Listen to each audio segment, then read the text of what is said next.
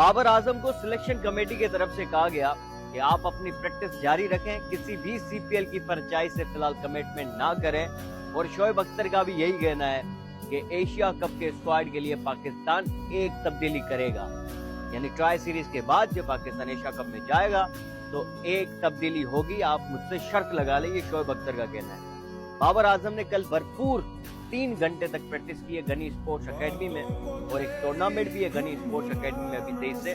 हो सकता है कि उस टूर्नामेंट में भी आपको नजर आए बाबर आजम DH लाहौर में, वहाँ पे उस्मान कादिर खेलने, उनके बड़े करीबी दोस्त हैं, और सलमान भट्ट और इन सब की सरबराही में ये टूर्नामेंट हो रहा है गनी स्पोर्ट्स एकेडमी में।